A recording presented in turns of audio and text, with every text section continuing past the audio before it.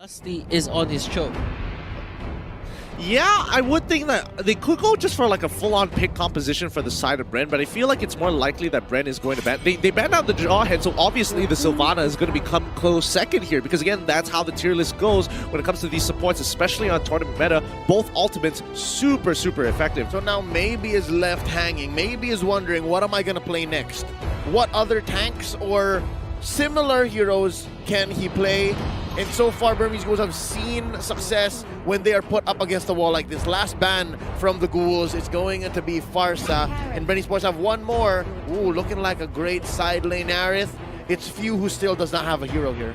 Yeah, and I think Few is kind of okay with this. He's got a plethora of options overall. I mean, they're not exactly the best, may not necessarily be the most meta, but the Burmese Ghouls here, if they could limit him even more, because they've been trying to match him pretty much the entirety of the game. They've been matching Bren Esports in their draft. So if they can narrow down on what exactly Few wants to take and put him in an uncomfortable spot, they might be able to abuse. Burmese Ghouls, they need a tank and a gold lane. Will they go for a double marksman? Double marksman is risky, but could be. Oh boy. The hard counter from the Aerith. What? Wow. At the last possible moment, Burmese Ghouls, they still have something up their sleeves to surprise us. Hey, if you're going to win a championship, you need to be unpredictable. You need to bring a king in. And you gotta be styling.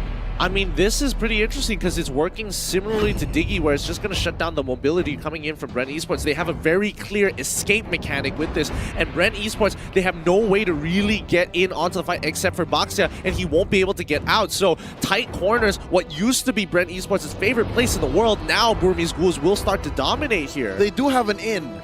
If they get it right, the diversion from the Luoyi, but it's so high risk, it's so high concept at this point. Exactly. Tight, narrow jungle, nah, don't fight there, Bren. Burmese Ghouls, if you look at it, if they don't finish the game early, the scaling is going to favor the side of the Philippines, Bren Esports. Yeah, I honestly really like this Loyi. We haven't seen that Loyi in a while now. Now, paired with this Baxia, you can definitely go even more places that the Baxia could not reach. So with that being said, this is our very final game. It is best of 7 in the AM2 World Championship 2020. Who will be your champions right here? Pop it in the chat. And if you guys are in the cinema, make sure you scream it out loud. Is it Burmese Ghouls? Is it Bren Esports? Back and towards the land of dawn for our last match here.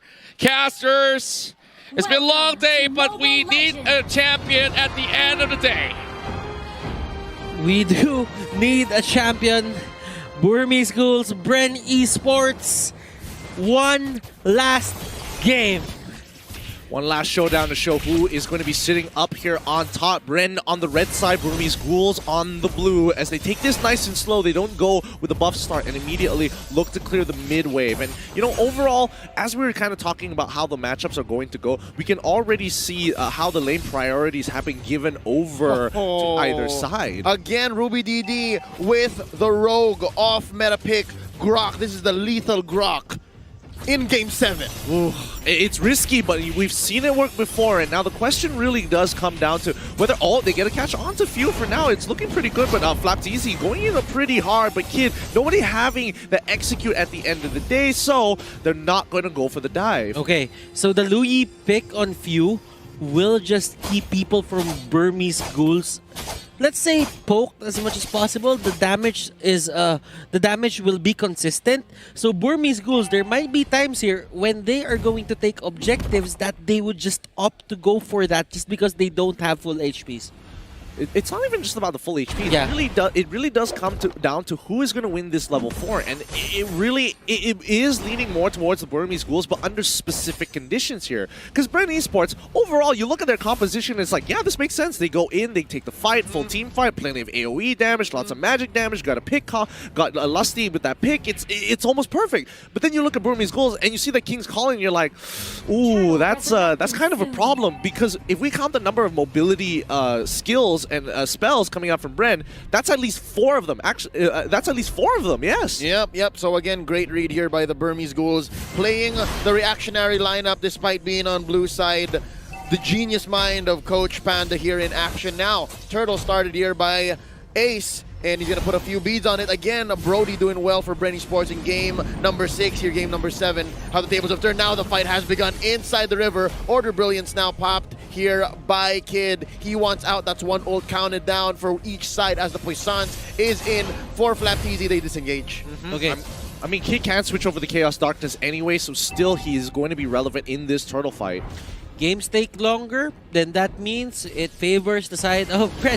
Now, oh! Look at that magnet, the yin and the yang. Diversion is there. Hold up, here we come. Bren, fakes it. They're going to continue the fight, though, up north. Phew, first blood. Oh. Here comes D. He starts it strong. That's going to be a disengage, and now Bren is disincentivized for going into this first turtle take. Hold up, they still want more. That's going to be Kaltizi blazing duet out of here, and yeah, it's a push and pull. Yeah, it really is. And Few, unfortunately, making the mistake. He tried to fake it out with the rest of his team, especially with that fast rotation coming in from Bren Esports, and the rest of the team wants to get in. Now, Flapteasy, he jumps right on top of Kid. He drops out of the Toys Poissons, as well as Rejuvenate, in hopes that Lusty gets in time. He flickers on backwards, kicks back, Ace into the fight. The King's calling his up, but the damage has been done. Loyi getting a double kill so early into this game. Oh, Few! He's so close to dying, doesn't get hit by the Nature's Bear, but he gets hit by the Wild Charge at the end of the day. RubyDD, the next to fall. Huge win for Bren. And Bren Esports, they are finding the trades. Burmese Ghouls not backing down. And you could see a lot of things working to the side of Bren Esports there. The kick on Ace was perfect. That's just what they needed at that certain point in time. The exact target. Now, quick item check before the 5-minute mark. That's already tough boots onto Lusty. Kaltizi picks up the Raptor Machete. D uses the ult to disengage. That's 2 chasing down onto him. And look down bottom. This is actually some pressure onto RubyDD. I think Bren Esports have had it with this surprisingly lethal Grok. Yeah. This is the first time that we see him hugging the turret. I mean, they have to make sure that he doesn't get too far away here. Because, again, Grok with the power of nature, very annoying. Oh, he gets hit by a lot of bullies here, as well as the chrono finisher as well. But now they're trying to jump on top of Rebo. Oh, they almost catch him as well, forcing him to use the Purify. And the rest of Burmese Ghouls, they pull back. Big plays. Ooh, Flapteasy, what happened? 1 HP? I guess he was dueling with the 2 up top. And, Lapu Lunox. he calls it quits, yeah. Lapu Lunox is just way too good. Blazing duet by Kaltizi. Yeah, down goes maybe. Kid can't answer back.